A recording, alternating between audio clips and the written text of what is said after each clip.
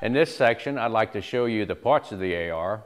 I'll compare a stock rifle to my competition rifle, and further, I'd like to break it down into short segments based on assemblies, and we'll start at the front of the rifle and work our way to the back of the rifle.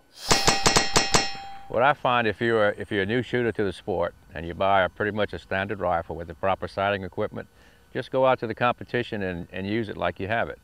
And as you progress as a shooter, you'll have demands for changes, usually the trigger group and the sighting equipment, but the basic rifle packages are pretty much all standard, and they're all going to go to a certain level. After that, you need to add on a few little gadgets here and there, but just don't go out and just buy a whole bunch of stuff, add on buttons here and there and whiz gadgets until you understand why you actually need them, if you need them at all.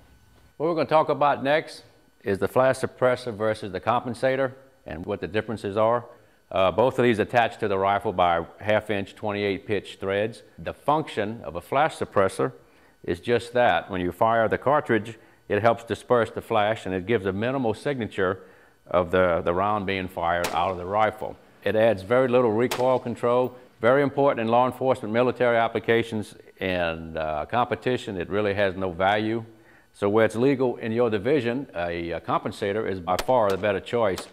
When you fire the cartridge, all the gas expanding behind the bullet goes through these series of ports, and it redirects the thrust of this gas to help pull the rifle forward.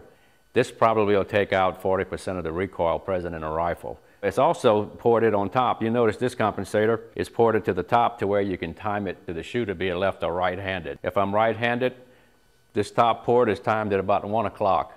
And what that allows me to do is to interact with the target and just gives me a little bit of down thrust in my support hand. And if you're lefty, you just bring it over to about 11 o'clock and you'll get the same benefit out of it. So same compensator, you can use it left or right-handed. Both of these attach to the muzzle via a crush washer or a shim pack or a lock nut. What's important on the compensator is to have it timed for the shooter. I'm a right-handed guy, so I time my comp up to about a 1 o'clock position.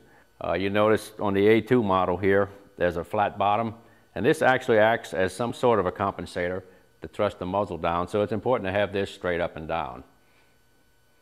What you want to be aware of, in some jurisdictions, it is not legal to thread a muzzle on an AR or to put a bird cage on it or a flash suppressor, so you want to check with that before you modify or change any of your equipment.